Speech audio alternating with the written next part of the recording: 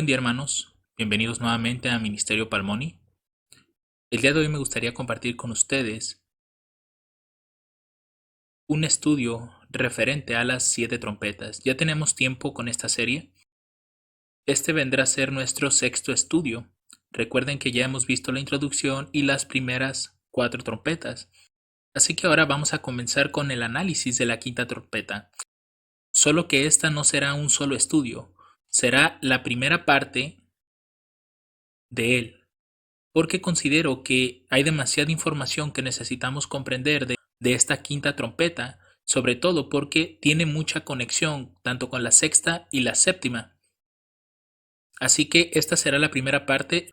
Realmente no sé si me va a tomar una tercera parte, pero por lo menos considero que serán entre 2 y 3. Así que antes de comenzar les invito a que me acompañen a realizar una oración. Padre Celestial, te damos las gracias en este día por la oportunidad que me das de poder abrir tu palabra. Pedimos, Padre Santo, que por favor nos puedas acompañar en nuestro estudio, que nos des entendimiento y sabiduría sobre los pasajes que hemos de leer, que tú nos puedas guiar a toda verdad y que tus ángeles estén con nosotros, dirigiéndonos en este estudio. Limpia nuestros corazones, nuestras mentes, purifícanos, Padre Celestial, mediante el estudio de tu palabra. Que todo lo que veamos, Señor, pueda ayudarnos en nuestro día a día y sobre todo comprender, Señor, que el tiempo de tu venida está cerca. Ayúdanos a hacer una provisión espiritual, Señor, para que nuestras lámparas estén llenas el día de tu venida. En el nombre santo de Cristo Jesús oramos. Amén. Muy bien. Los pasajes de estudio serán los siguientes para todas las partes. Es decir, los siguientes son los pasajes que conforman la quinta trompeta y son los que estaremos analizando en estos estudios. Hace un momento les comentaba que me va a tomar, por lo menos, considero yo que mínimo 2 partes, pero si noto que el estudio me llega a quedar un poco más largo de tiempo, voy a pensar en hacer una tercera parte. Entonces, los textos que analizaremos en esas partes de nuestro estudio serán los versículos del 1 al 12. En este vamos a ver unos cuantos versículos y en otra ocasión vamos a ver el resto. Así que el pasaje dice lo siguiente: y el quinto ángel tocó la trompeta y vio una estrella que cayó del cielo a la tierra, y le fue dada la llave del pozo del abismo, y abrió el pozo del abismo, y subió humo del pozo como el humo de un gran horno, y se oscureció el sol y el aire por el humo del pozo, y del humo salieron langostas sobre la tierra, y les fue dado poder, como tienen poder los escorpiones de la tierra, y les fue mandado que no hiciesen daño a la hierba de la tierra, ni a ninguna cosa verde, ni a ningún árbol, sino solamente a los hombres que no tienen el sello de Dios en sus frentes, y les fue dado que no los matasen, sino que los atormentasen 5 meses, y su tormento era como tormento de escorpión, cuando hiera al hombre. Y en aquellos días los hombres buscarán la muerte, y no la hallarán, y desearán morir, pero la muerte huirá de ellos. Y el parecer de las langostas era semejante a caballos preparados para la guerra, y sobre sus cabezas tenían como coronas semejantes al oro. Y sus caras eran como caras de hombres, y tenían cabello como cabello de mujer, y sus dientes eran como dientes de leones, y tenían corazas como corazas de hierro, y el ruido de sus alas era como el estruendo de muchos carros de caballos corriendo a la batalla, y tenían colas como de escorpiones, y tenían en sus colas aguijones, y el poder de hacer daño a los hombres 5 meses, y tenían por rey sobre ellos al ángel del abismo, cuyo nombre en hebreo es Abadón, y en griego Apolión. El primer aye es pasado, he aquí vienen aún 2 ayes más después de estas cosas. Así que todo esto conforma nuestro estudio de la quinta trompeta, y como les mencionaba, únicamente en esta primera parte vamos a ver unos cuantos versículos porque hay demasiada información dentro de estos pasajes. Antes de poder entrar en materia, quiero recordarles que la razón por la cual necesitamos comprender muy bien esta quinta trompeta es por el hecho de que vemos una característica bastante particular en las siguientes, es decir, las últimas 3 trompetas tienen ayes, cada una, y eso hace que se forme un grupo, es decir, cada una de estas trompetas de alguna forma tiene una relación, porque cada una de estas contiene un ay. Así como vimos en las primeras 4 trompetas, estas conformaban un grupo específico para atacar a un imperio en específico, que es a Roma imperial, hasta su caída en el 476. Así que las últimas 3 trompetas también tienen un mismo propósito. Todas son trompetas, por ende debemos entender que es un ataque contra el enemigo de Dios. Pero estas 3 trompetas comparten una característica principal, y es que contiene cada una de ellas ayes. Así que nosotros debemos ubicar estas trompetas, por lo menos a partir de la quinta en adelante, después del año 476, es decir, después de que quedó fragmentado el Imperio Romano en 10 reinos, que es lo que nosotros usualmente vemos en la estatua de Nabucodonosor o en la cuarta bestia con los 10 cuernos que tenía en su cabeza. Así que teniendo esto en mente, vamos a comenzar analizando los primeros 3 versículos. Voy a leerlos nuevamente y haremos uso específico de las reglas de interpretación de Guillermo Miller. Dice, y el quinto ángel tocó la trompeta y vio una estrella que cayó del cielo a la tierra, y le fue dado la llave del pozo del abismo, y abrió el pozo del abismo, y subió humo del pozo como el humo de un gran horno, y se oscureció el sol y el aire por el humo del pozo, y del humo salieron langostas sobre la tierra, y les fue dado poder como tienen poder los escorpiones de la tierra. Ahora, si ustedes notan, se ve medio difícil tratar de interpretar algunos de los símbolos que están aquí presentes. Eso sería así si nosotros no conociéramos las reglas de interpretación de Miller. ¿Y por qué hago específicamente mención de estas reglas? Porque el espíritu de profecía nos recomienda hacer uso de ellas. Noten lo que dice la Review and Herald del 25 de noviembre de 1884, párrafo 25, y me llama bastante la atención la fecha en que fue publicada esta nota, porque fue 4 años antes de que llegara el mensaje de la justificación por la fe. Así que por alguna razón Dios quería recordarle a su pueblo cuáles eran las reglas necesarias para interpretar su palabra. Y el espíritu de profecía lo describe de la siguiente manera. Dice, aquellos que participan en proclamar el mensaje del tercer ángel, noten, aquí está especificando un grupo de personas, que son aquellas que quieren predicar el mensaje del tercer ángel, que lo quieren proclamar. Dice, están buscando en las escrituras bajo el mismo plan que el padre Miller adoptó. Noten, aquí nos está diciendo claramente que si nosotros queremos hacer una proclamación del mensaje del tercer ángel, necesitamos buscar en la Biblia, así como Miller lo hizo en su tiempo. En el libro pequeño titulado Vistas de las Profecías y Cronología Profética, Padre Miller da las siguientes reglas simples pero inteligentes e importantes para el estudio e interpretación de la Biblia. Noten que estas reglas son tan sencillas que no importa el nivel académico que uno tenga. Al hacer uso de estas reglas, vamos a comprender claramente la Biblia, porque son reglas inteligentes e importantes si queremos estudiar o si queremos interpretar la Biblia. Y aquí, el espíritu de profecía hará mención de 5 reglas. Dice, cada palabra debe tener su relación de vida sobre el tema presentado en la Biblia. Toda la escritura es necesaria y se puede entender por diligente aplicación y estudio. Nada revelado en la escritura puede ser o será ocultado de aquellos que pidan en fe. La regla número 3 nos dice que nada revelado en la escritura puede ser o será ocultado de aquellos que pidan en fe sin vacilar. La cuarta regla nos habla que si queremos entender doctrina, necesitamos reunir todas las escrituras sobre el tema que deseamos saber. Entonces, debemos permitir que cada palabra tenga su influencia de vida, y si podemos formar nuestra teoría sin una contradicción, entonces no puede estar en error esa doctrina. Y la quinta regla que ella menciona aquí es la escritura debe ser su propio expositor, ya que es una regla de sí misma. Esta primera línea nos dice que si realmente nosotros queremos entender el pasaje de Apocalipsis 9, la quinta trompeta y las demás, y cualquier parte de la escritura, necesitamos comprender que la Biblia es su propio expositor y la misma Biblia es una regla de sí misma. Es decir, que la Biblia contiene sus propias reglas y al mismo tiempo se expone a sí misma. Si dependo de un maestro para exponérmela y si él adivinara su significado o deseara que sea de cierta manera debido a su credo sectario o para ser considerado sabio, entonces su adivinanza, deseo, credo o sabiduría es mi regla y no la Biblia. Noten de ahí la gran importancia de que nosotros sepamos cuáles son estas reglas y las podamos aplicar de forma individual.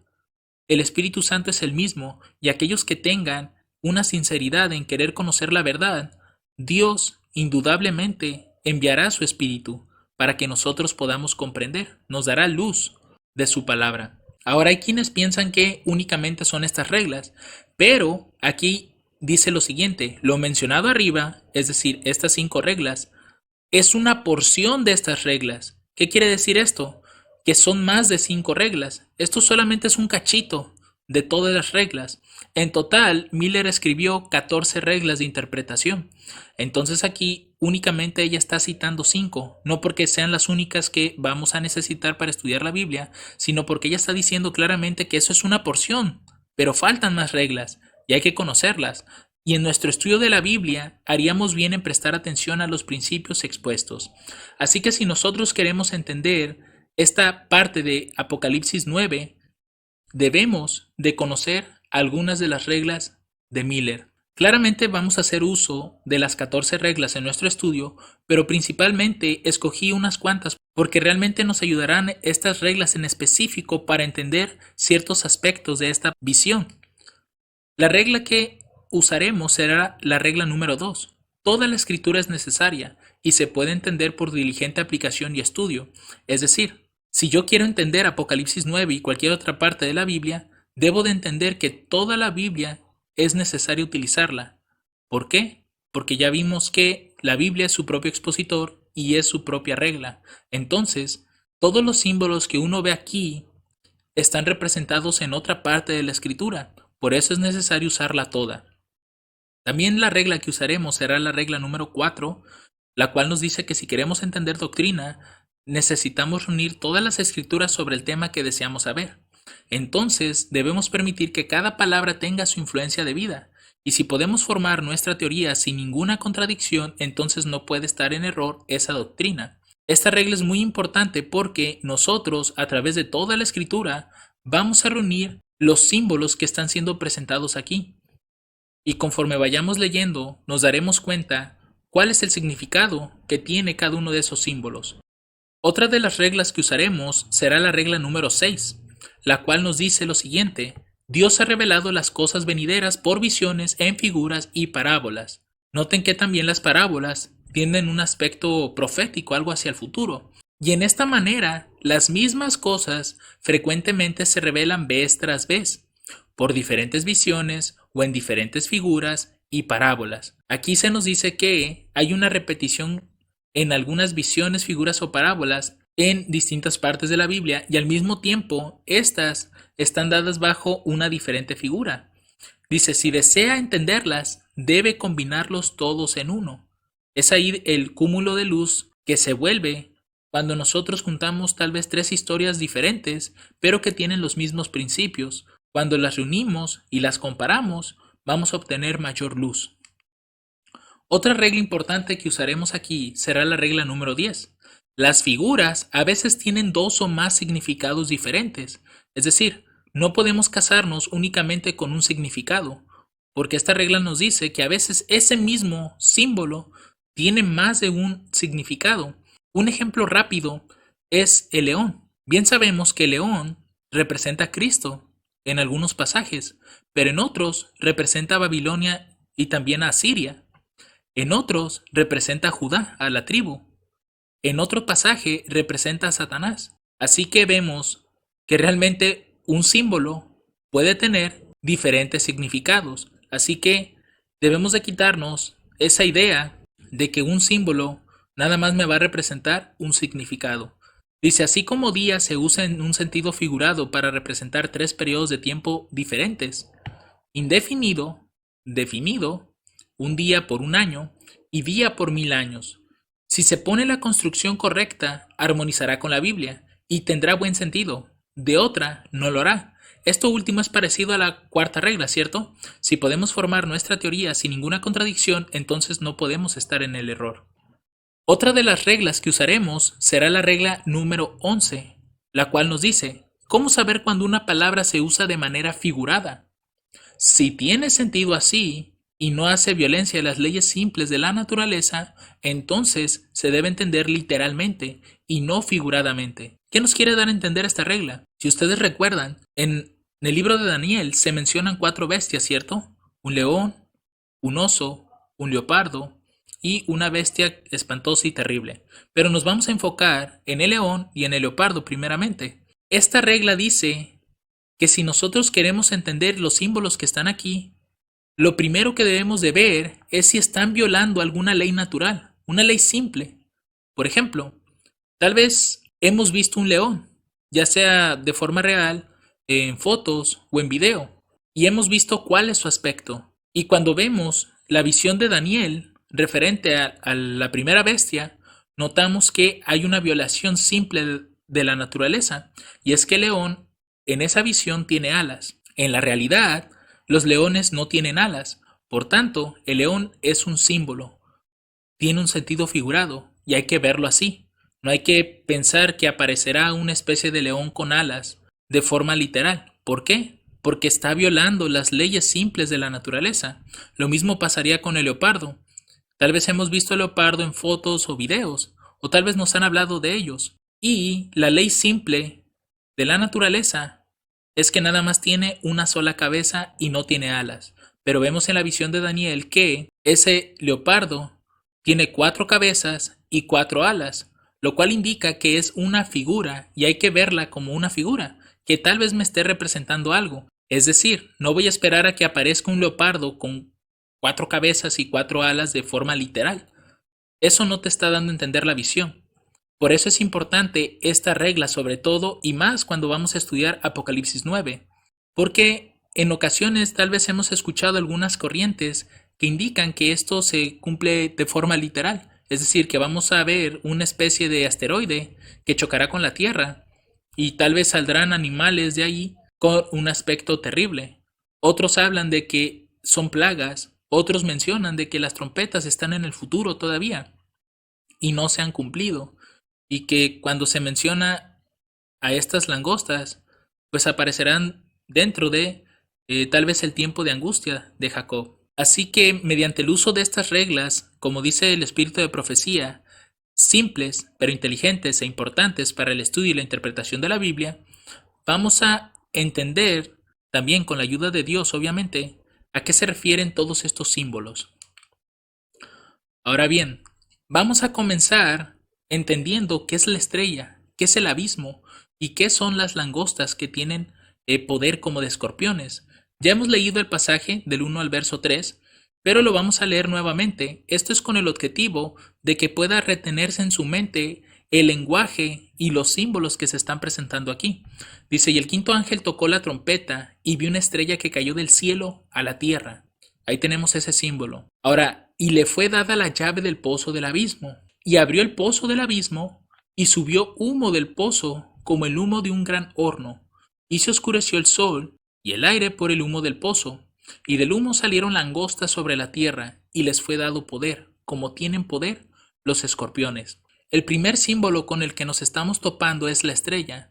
Dice que la estrella cae a la tierra, y aparentemente proviene del cielo.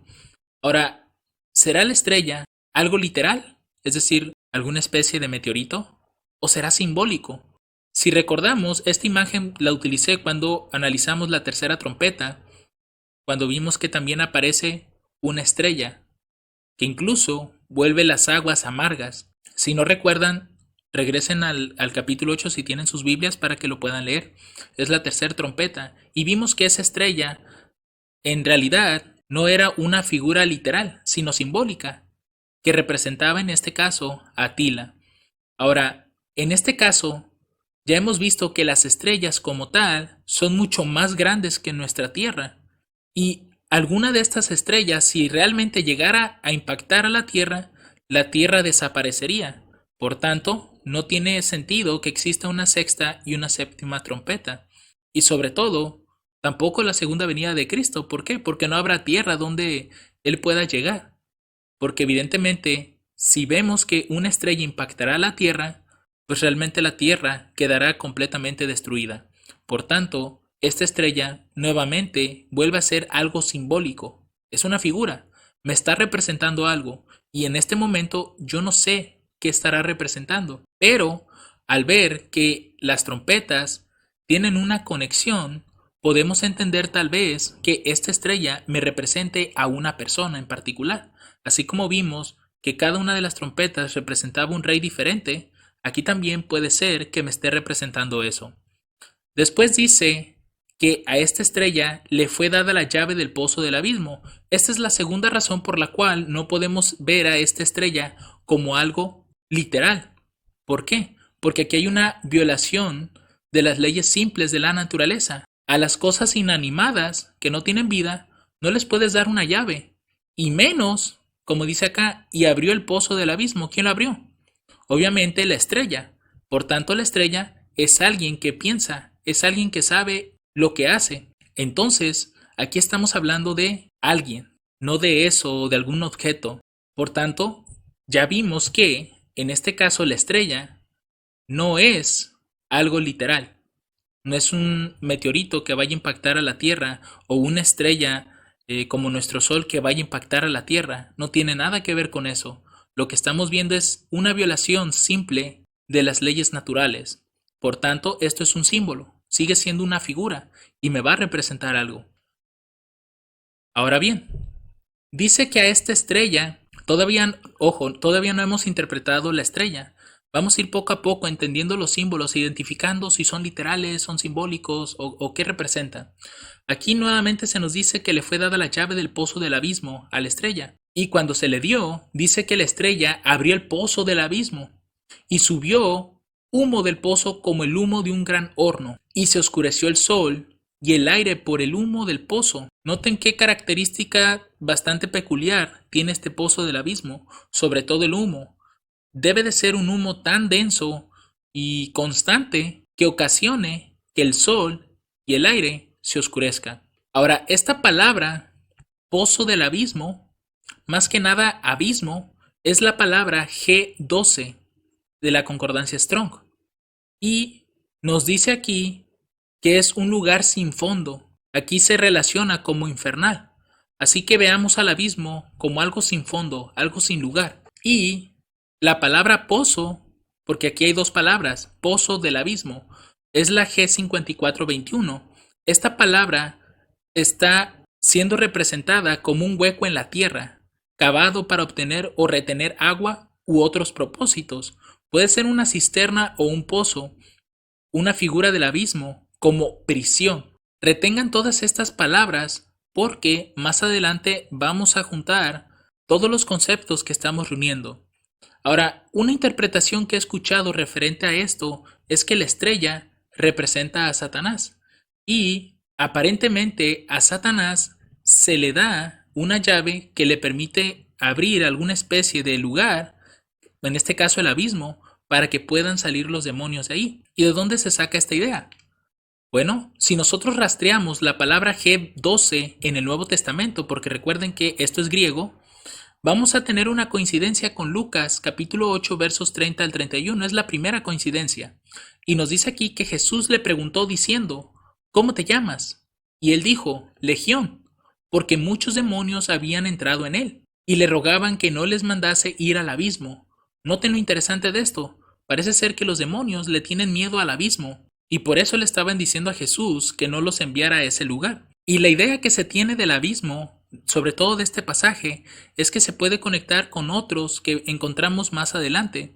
Uno donde habla de que Dios preparó prisiones eternas, en este caso para los demonios, para reservarlos para el castigo. Estoy parafraseando los pasajes, pero se da a entender como que el abismo es precisamente un lugar donde, en este caso, los demonios parecen que están aprisionados. Realmente el espíritu de profecía no da tanta información respecto a eso.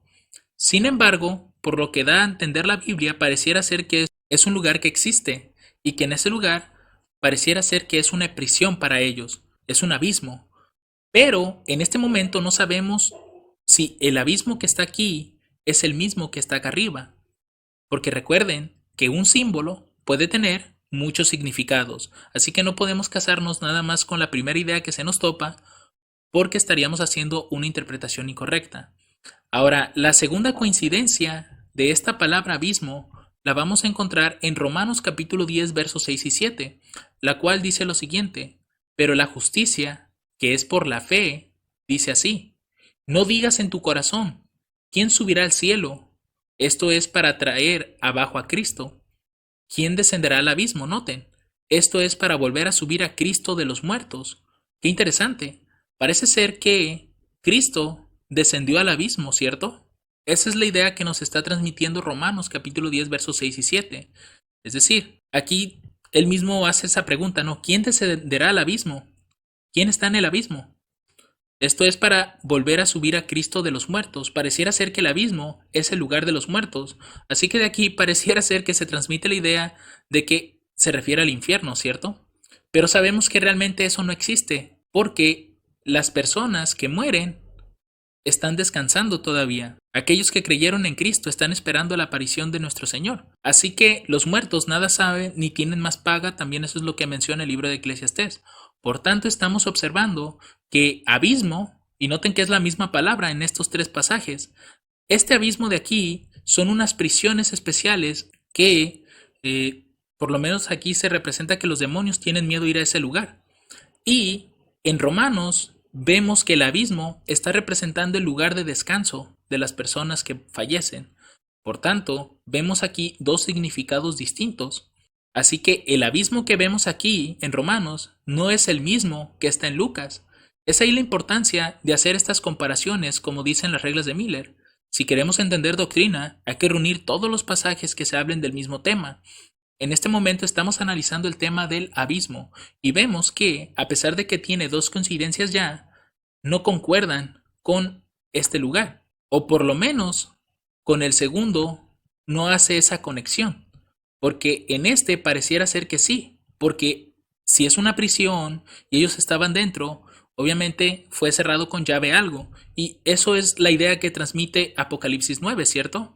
Pero sigamos buscando más coincidencias para entender a qué se refiere este pozo del abismo. Otra coincidencia que encontramos es en Apocalipsis 11, verso 7. Este pasaje nos dice lo siguiente: y cuando ellos hubieren acabado su testimonio, la bestia que sube del abismo, esto es Francia, hará guerra contra ellos y los vencerá y los matará. Noten qué interesante es esto. Francia, porque recuerden que Apocalipsis 11, cuando habla de esta bestia, está haciendo referencia a Francia. Francia surge del abismo. Y qué interesante, porque si Francia está surgiendo del abismo, evidentemente no está surgiendo del lugar de donde van al descanso las personas. Y tampoco se está refiriendo a este lugar, porque este lugar del abismo a donde los demonios no querían ir es un lugar especial para ellos, por lo menos eso es lo que nos dice la Escritura. Y tampoco podemos entender como que esas prisiones que Dios preparó para los que cayeron, esto es a los ángeles del cielo, sea el mismo de donde está surgiendo, en este caso, Francia. Así que ya nos topamos con tres abismos diferentes: las prisiones de los demonios, el lugar de descanso, no sé, me puedo imaginar tal vez algún panteón o algo así, y en este caso el territorio de Francia, porque así es como que se está dando a entender eso. Ahora sí, seguimos más adelante, Apocalipsis 17:11, nuevamente se habla del abismo. Dice: la bestia que has visto era y no es, y ha de subir del abismo. Noten, esta bestia que has visto era y no es el papado, cuando recupera su poder, la octava bestia.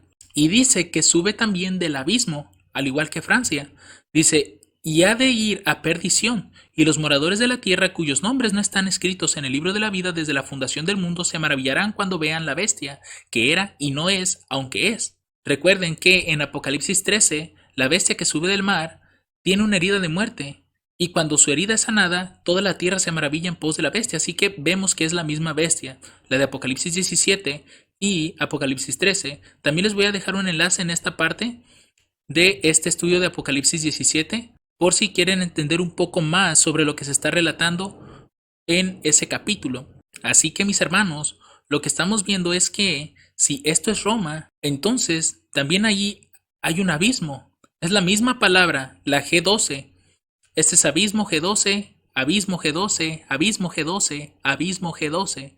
Y estamos viendo que son distintas ubicaciones, por lo menos de lo que nos está relatando la Biblia. Así que, ¿cuál de estas entrará en este pasaje? Si seguimos más adelante, vamos a encontrar la última referencia al abismo, que es Apocalipsis 21. Y vi a un ángel descender del cielo que tenía la llave del abismo y una cadena grande en su mano. Y si ustedes recuerdan, la escena que se nos presenta aquí es cuando Satanás es atado en la tierra por 1000 años. Y la tierra, al parecer, se vuelve un abismo. Con esto, mis hermanos, nos damos cuenta de que verdaderamente la regla de Miller tiene razón.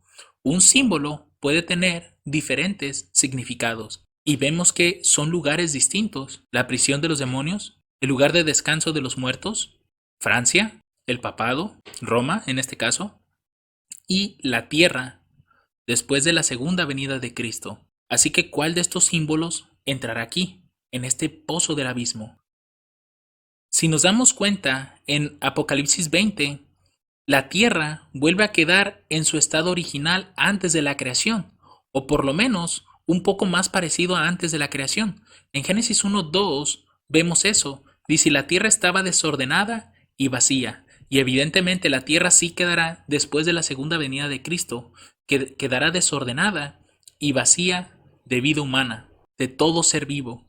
Y únicamente quedarán en este caso Satanás y sus ángeles. Dice: las tinieblas estaban sobre la faz del abismo, y el Espíritu de Dios se movía sobre la faz de las aguas. Esta palabra abismo que encontramos aquí es muy diferente al abismo que está acá, en griego.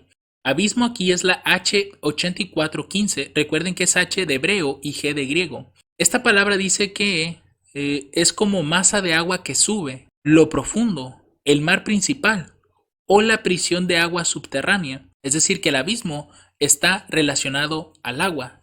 Pero aquí, mis hermanos, vemos algo curioso, y es que aquí no se presenta que haya agua, menos porque dice que sale humo de ese pozo, y ese humo era como de un gran horno. Eso quiere decir que ese lugar debe de ser un lugar bastante caliente. ¿Para qué? Para llegar a producir tantísimo humo que llega a oscurecer tanto al sol como al aire. Así que, citando Apocalipsis 6:14, nos damos cuenta también, para confirmar esta parte de Génesis 1:2, que el cielo se apartó como un pergamino que es enrollado. Este es en cuanto a la segunda venida de Cristo, y toda montaña y toda isla fue movida de su lugar. Es por eso que la tierra queda desordenada y vacía. Así que con esto nos damos cuenta que ese pozo del abismo tiene que ser un pozo diferente a los que estamos viendo aquí. Lo que sí es cierto es que podemos extraer características similares que encontramos en el abismo en los distintos pasajes. Es decir, el abismo es un lugar feo, tiene que ser un lugar con esa característica, porque simplemente vemos que en un pasaje representan las prisiones de los demonios, en otro es el surgimiento de dos bestias, en otro es la tierra deshabitada, desordenada y vacía, en otro me está representando el lugar de descanso de los muertos. Así que el abismo tiene que ser un lugar bastante feo. En ese sentido, podemos extraer esa característica. Por otro lado, tiene que ser un lugar completamente diferente a los que vemos relatados en la Escritura. ¿Por qué? Porque aquí vemos que hay un gran horno, hay un humo que hace oscurecer al sol y al aire. Es un humo que tiene que ser demasiado denso para provocar eso. Y otra característica que hace la diferencia con los otros pasajes es que este es un pozo del abismo. Es muy diferente a los otros pasajes, porque los otros no están acompañados de la palabra pozo de la G5421, que representa como una prisión. Entonces, este pozo del abismo es un abismo completamente diferente a los que estamos viendo. Comparte características de que es un lugar desordenado y vacío, o tal vez vacío nada más, y que de cierta manera, por los pasajes que leímos, debe de ser un lugar que represente una prisión que tenga como un gran horno, es decir, un lugar caliente, donde no haya agua, más porque estamos observando que la estrella cae a la tierra, y como hemos visto en el símbolo de Apocalipsis 13, la bestia que sube de la tierra, que sabemos que es Estados Unidos, surge en un lugar poco poblado. a diferencia de la primera bestia que sale del mar, un lugar muy poblado. Así que aquí estamos ya teniendo varias características para poder identificar más adelante qué representa ese pozo del abismo. Recuerden lo que estamos haciendo ahorita, no estamos viendo qué representa todavía, estamos viendo características y si debemos de interpretarlo como un símbolo o como algo literal. Es decir, esperaremos realmente a ver un pozo que suba el humo de ese lugar y que haya un gran horno allí, porque ese gran horno tiene que estar dentro del pozo y que suba humo, tanto humo que oscurezca el sol y el aire y que al mismo tiempo de ese humo empiecen a salir langostas con diferentes características, porque ya hemos visto que tienen demasiadas características que parecieran ser monstruos horribles. Entonces, estamos observando si realmente debemos de interpretar estos símbolos que están aquí como literales o simplemente son figuras que me están representando algo en particular. Ahora bien, vamos a pasar a las langostas. Ya hemos visto los primeros dos símbolos y hemos concluido que no son literales, son simbólicos y van a representar algo. Así que vamos a ver ahora las langostas si me van a representar algo y vamos a rastrear a las langostas por toda la Biblia. Pero, primeramente, vamos a ver que las langostas también son simbólicas, no son animales que van a surgir como una especie de plaga con una apariencia espantosa, son un símbolo nada más, que me va a representar algo. Aquí, Apocalipsis 7, 9 del verso 7 al 10, Dios se dio a la tarea de que se mostrara características que tenían las langostas. Y en lo personal, considero que Dios lo hizo de esta manera para que no llegáramos a confundir los símbolos, para que no pensáramos que las langostas serían algo literal, que veríamos alguna plaga de ese tipo con un animal espantoso, sino que quiere que veamos que realmente las langostas aquí son algo completamente simbólico, no es literal. ¿Y cómo sabemos esto? Recuerden lo que dice la regla de Miller. Si queremos entender si una palabra es dada en un sentido figurado o simbólico o literal, hay que ver si están violando las leyes simples de la naturaleza. Y si las viola, hay que tener en mente de que es un símbolo, no es algo literal. Si no está violando ninguna ley natural, es algo literal lo que estamos observando. Pero veamos lo que dicen los versos del 7 al 10. Dice, y el parecer de las langostas era semejante a caballos preparados para la guerra, y sobre sus cabezas tenían como coronas semejantes al oro. Noten que está haciendo comparaciones que si uno mira las langostas, sobre todo las que son representadas en la Biblia, realmente no tienen esta apariencia para nada. Dice, sus caras eran como caras de hombres, es decir, tenían una apariencia humana. Desde aquí, mis hermanos, ya debemos de tener en mente que estas langostas son seres humanos. ¿Por qué? Porque dice que sus caras eran como caras de hombres. Incluso dice que tenían cabello como cabello de mujer. ¿Qué quiere decir esto? Que tenían cabellos largos. Caras de hombres con cabellos largos. Evidentemente, estamos hablando de personas. Así que Dios aquí ya nos está diciendo directamente que estas langostas no son algo literal, no va a ser un animal espantoso que sea el producto de alguna especie de mutación, sino que es algo simbólico y me está representando en este caso a personas. Dice, sus dientes eran como dientes de leones. Desde aquí ya estamos observando que se están violando las leyes simples de la naturaleza y tenían corazas como corazas de hierro. Si tú tomas a una langosta y la aplastas, realmente vas a comprobar que el cuerpo de una langosta no es como el hierro. Así que nuevamente se hace una violación a las leyes simples de la naturaleza, y el ruido de sus alas era como el estruendo de muchos carros de caballos corriendo a la batalla, y aquí ya nos está dando un punto clave también, que esta quinta trompeta nuevamente son guerras que se van a producir, y tiene que ser algún reino en particular, porque ya hemos visto que la primera, la segunda, la tercera y la cuarta trompeta fueron reyes que atacaron a Roma imperial, hasta que la terminaron de dividir. Pero en este caso, vemos que también estos son ejércitos, es una batalla. Entonces, estas langostas me representan a un ejército, que estos vienen de algún lugar, que está siendo representado como del pozo del abismo, un lugar donde, de forma simbólica también, tiene que ser como un gran horno, un lugar caliente. Esas son las cosas que nosotros ya estamos entendiendo con estos pasajes.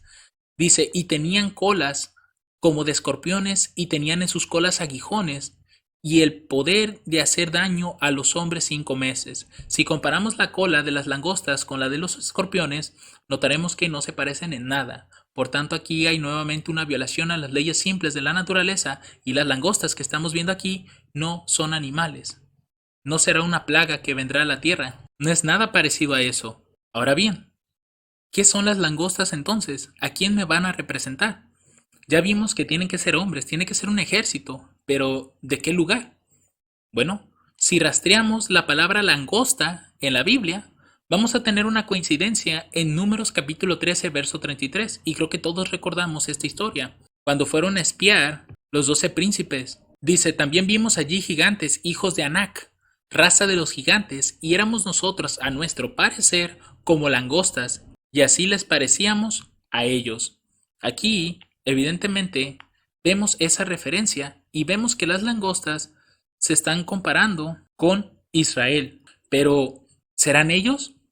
Sigamos buscando.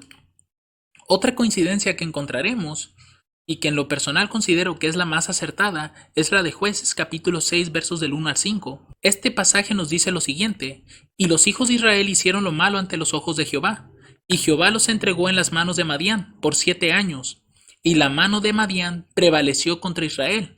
Y los hijos de Israel, por causa de los madianitas, se hicieron cuevas en los montes y cavernas y lugares fortificados, pues sucedía que cuando Israel había sembrado, subían los madianitas, los amalecitas y aún los hijos de los orientales subían contra ellos, y acampando contra ellos destruían los frutos de la tierra. Tomen nota de esto, porque aquí vemos en Apocalipsis 9, si recuerdan en la lectura que hicimos del 1 al 12, vemos que se les da una orden a las langostas de no dañar a la hierba ni a los árboles, sino solamente a los que no tienen el sello de Dios en sus frentes. Y aquí vemos que en este caso, este grupo de madianitas, amalecitas y los hijos de los orientales dice que iban a destruir los frutos de la tierra. Noten esto y guarden este dato porque lo vamos a utilizar más adelante. Dice, hasta llegar a Gaza, y no dejaban que comer en Israel, ni ovejas, ni bueyes, ni asnos, porque subían ellos y sus ganados y venían con sus tiendas en grande multitud, noten, como langostas. ¿A qué se están comparando los madianitas, amalecitas y los hijos de los orientales, de acuerdo a la Biblia, con las langostas? ¿Y estos qué eran? Eran ejércitos preparados para la guerra. Dice que no había número en ellos ni en sus camellos. Y esto me resulta bastante conocido porque lo hemos leído aquí, el estruendo de muchos carros de caballos corriendo a la batalla. Noten que el animal preferido, en este caso para las langostas, que recuerden representan a personas, son los equinos, los caballos. En este caso se está mencionando a un camello. Dice, así venían a la tierra para devastarla. Ahora bien, si nosotros consultamos Jueces capítulo 7, aquí me falló el pasaje, pero es el capítulo 7, dice, Madián y Amalec y todos los orientales estaban tendidos en el valle como langostas en muchedumbre. Noten que nuevamente se hace la mención de que son como langostas, y es interesante porque Israel ya no se le vuelve a comparar de esa manera, o por lo menos no en ese lenguaje. Dice, y sus camellos eran innumerables como la arena que está a la ribera del mar en multitud. Y esto es interesante de alguna manera. ¿Por qué? Porque nos hace recordar a lo que menciona Apocalipsis 9. Así que nosotros ya estamos encontrando que el símbolo de la langosta, por lo menos en la Biblia, representa a Madián, a Amalec y todos los orientales. Ahora, si nosotros consultáramos en internet el alimento de las langostas, nos dice aquí que las langostas del desierto, y ojo, son del desierto, y es desierto, es un lugar muy caliente. Son herbívoras polífagas, lo que significa que pueden comer cualquier tipo de cultivo o vegetación. Las langostas suelen comer hojas, cortezas, briznas de hierba, pero también se sabe que se dan un festín con frutas, granos e incluso jardines de flores. ¿Esto les recuerda algo? Lo que leímos en el libro de Jueces. ¿A qué venían los madianitas, amalecitas y los hijos de los orientales? ¿No iban a destruir los frutos de la tierra? Lo mismo que hacen las langostas cuando van en enjambres. Es decir, vemos esa misma característica en ellos. Por una razón, Dios a los madianitas, amalecitas y a los hijos de los orientales, Dios les dio el símbolo de la langosta. ¿Y quiénes son ellos? ¿A quiénes representarán en la actualidad Madián, Amalek y todos los orientales? Si buscamos por la Biblia, por lo menos a Madián, vamos a encontrar una referencia en Génesis capítulo 25, versos del 1 al 3. Y dice aquí, Abraham tomó otra esposa, cuyo nombre era Setura, la cual le dio a luz a Sinrán, a Jocsán, a Medán, a Madián, aquí tenemos esa referencia, a Isbac y a Súa. Y Jocsán engendró a Seba y a Dedán, y los hijos de Dedán fueron Asurín, Letusín y Leumín, y los hijos de Madián, Efa, Efer, Anoc, Abida y Eldá. Todos estos fueron hijos de Setura. Así que ya tenemos la referencia de que Madián es hijo de Abraham.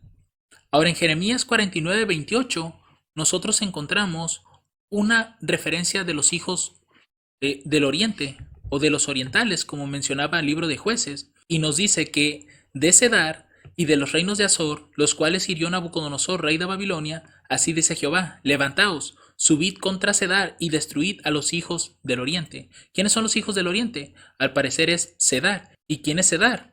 Si buscamos en la Biblia, en Génesis 25, 13 al 14, nos dice que Cedar es hijo de Ismael, e Ismael es hijo de Abraham. Dice, estos pues son los nombres de los hijos de Ismael, por sus nombres, por sus linajes. El primogénito de Ismael, Nebaiot, luego Cedar, aquí lo tenemos, es el segundo. Abdeel, Mixán, Misma, Duma, Masa, Hadad, Tema, Getur, Nafis y Sedema.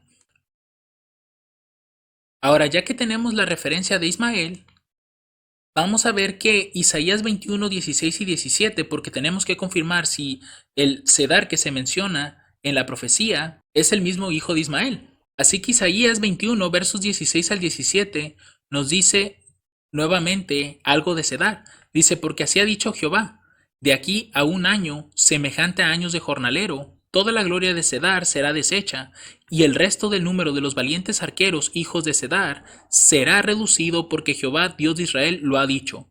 Noten que los hijos de Cedar eran valientes arqueros, y una de las cosas que nosotros observamos en el pasado es que por lo general los padres heredaban a los hijos no solamente riquezas terrenales, obviamente, sino que también su carácter, algún oficio o alguna habilidad de la guerra en aquel tiempo, ¿no? Ya sea la espada, el arco.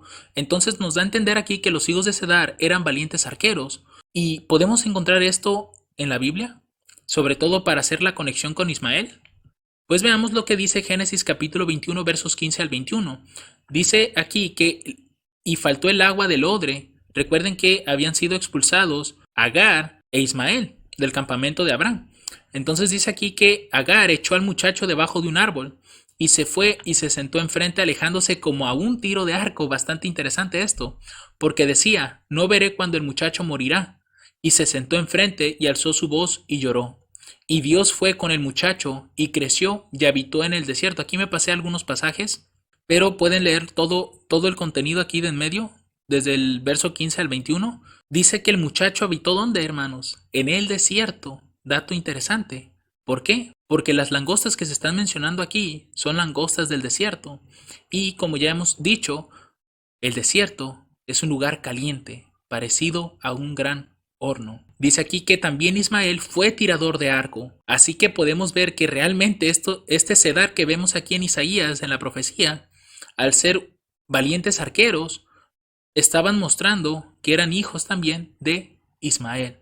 Ahora dice aquí que Ismael habitó en el desierto de Parán y su madre le tomó esposa de la tierra de Egipto. Ahora, un dato interesante de esto y que nos va a ayudar muchísimo para conectar a Madián y a los orientales. En este caso de Amalek no encontré mucha información en la Biblia que, más que nada, que nos permitiera hacer la conexión con Ismael, pero por lo menos de Madián ya vimos que era hijo de Abraham, de su esposa Setura. ¿Y a dónde mandó Abraham a todos los hijos que tuvo con sus concubinas? Génesis 25 del 5 al 6 nos dice que Abraham dio todo cuanto tenía Isaac, porque él era el primogénito, él era el hijo de la promesa. Y a los hijos de sus concubinas dio Abraham dones, y los envió lejos de Isaac su hijo, cuando aún él vivía, hacia el oriente, a la tierra oriental. Ojo con esto, hermanos, porque si Madián era uno de los hijos de las concubinas de Abraham, eso quiere decir que Madián habitó en el oriente. Y si nosotros revisamos un mapa, aquí se encuentra el desierto de Parán. de este lado, acá, se encuentra Egipto y más arriba acá está el pueblo de Israel. Ahora, ¿qué tienen que ver estos mapas? Bueno, si hacemos el mapa un poco más grande ya en la actualidad, este es el desierto de Parán, acá está Egipto, acá arriba está Israel, aquí está Jordania y debajo encontramos a Arabia Saudita. Y a esto de aquí se le conoce como la tierra de los orientales. Lo interesante de esto es que el imperio de Cedar, el que se menciona en el libro de Isaías, este de aquí, ese imperio conformaba todo esto. Es decir, parte del desierto de Parán, Jordania, y parte de Arabia Saudita, que es casi como esta partecita de aquí, era lo que se consideraba como el reino de Cedar. Ahora, Génesis 16 del 10 al 12, quiero que noten que aquí hay una profecía que Dios está dando a Ismael, y sobre todo que nos ayuda a entender que Ismael habitó con los hermanos de las concubinas de Abraham, su padre. Dice aquí el verso 10, y le dijo también el ángel de Jehová, multiplicaré tanto tu descendencia que no será contada a causa de la multitud. Le dijo también el ángel de Jehová, he aquí que has concebido y darás a luz un hijo y llamarás su nombre Ismael, porque Jehová ha oído tu aflicción. Y él será hombre fiero. Esto es una profecía, hermanos. Dios está profetizando el tipo de carácter que él tendrá más adelante. Su mano será contra todos y las manos de todos contra él. ¿Qué significa esto? Que todos los imperios de la tierra estarán en guerra con Ismael, e Ismael con todos los imperios de la tierra. Y esta es la parte con la que haremos la conexión, que y delante de todos sus hermanos habitará. ¿Cuáles hermanos? Pues los hijos de las concubinas de su padre, porque recuerden que Abraham mandó a todos al oriente, a la tierra oriental. Eso quiere decir que todo esto que conocemos como el oriente, porque recuerden que Ismael habitó aquí en Parán y poco a poco sus hijos se fueron extendiendo hacia acá, todo este oriente son los hijos de Ismael. Es decir, que Arabia Saudita, los Emiratos Árabes, Omán, pero todo esto corresponde a los hijos de Ismael. Así que esto se pone todavía más interesante, mis hermanos, porque todo esto de aquí es el desierto de Arabia. Y esas zonas son muy calientes, parecidas a un gran horno. Así que esto ya está tomando un poco más de sentido, ¿cierto? Ya estamos observando, por todas las características que hemos reunido, que el pozo del abismo que estuvimos analizando en diapositivas anteriores concuerda perfectamente con los desiertos árabes. ¿Por qué? Porque para empezar, hemos visto que una característica del abismo que encontramos en distintos pasajes representa una prisión. Y claramente, bueno, esto creo que se aplica a cualquier desierto, pero hablando en relación a los hijos de Ismael y a dónde habitaron, claramente los desiertos, para alguien que no los conoce, representa una prisión claramente, que ahí morirás. Es casi 100% seguro de que llegues a morir en un desierto si no sabes cómo moverte en un lugar así. Y sobre todo, si no llevas provisiones, si no te sabes ubicar, etc. Así que realmente vemos que esta característica está ahí. Es como una prisión, pero al mismo tiempo vemos que concuerda con la característica de que es un gran horno ese lugar. Es calientísimo un desierto. Y sobre todo, en las ciudades de Arabia Saudita son lugares bastante calientes. Así que cumple esa característica. Es una prisión, así como la prisión de los demonios o la prisión de las personas que descansan, que han fallecido. Es como una prisión. No pueden salir de ese lugar. Otra característica que encontramos es que es un lugar vacío prácticamente. Así como vemos en el caso de Apocalipsis 20 o en el caso de Génesis, es un lugar vacío, un lugar que no se puede habitar realmente, aunque hay muchos que lo hacen de los descendientes de Ismael, pero que si no tienes los conocimientos adecuados, puedes llegar a fallecer en un lugar así. Así que en conclusión, mis hermanos, el pozo del abismo indudablemente es el desierto árabe. ¿Por qué? Porque estas langostas dicen que salen del humo. ¿Y el humo de dónde salió? Del pozo del abismo. Y ya vimos que las langostas son ejércitos, son personas, y esas personas tienen que ser los descendientes de Ismael, que más adelante vamos a ver qué representan. Por el momento vamos a dejar el estudio hasta aquí. Ya en el próximo estudio vamos a seguir retrocediendo para entender qué representa en este caso la llave, qué representa la estrella, porque hasta aquí hemos visto que indudablemente ese pozo del abismo tiene que ser el desierto árabe. Tiene que ser ese lugar. ¿Por qué? Porque ya hemos visto que las langostas representan personas y ejércitos, y en este caso, la Biblia nos está diciendo que las langostas son los hijos de Ismael. Ellos son los orientales, los hijos del oriente. Así que nosotros ya tenemos esta conexión indudablemente que nos hace ver que si estas langostas salen del humo y el humo del pozo del abismo, por ende debemos entender que vienen del desierto de Arabia, o los desiertos árabes, mejor dicho. Y a su vez, con esto entendemos que esta persona, esta estrella, también tiene que ser un descendiente de Ismael. Pero en los próximos estudios veremos quién es, y de esa manera para seguir desarrollando toda esta quinta trompeta. Por el momento sería todo. Espero y este tema sea de gran bendición, hermanos, y no duden en colocar alguna pregunta o algo que no haya quedado claro o quisieran hacer algún aporte, será bienvenido. Que el Señor les bendiga abundantemente. Amén.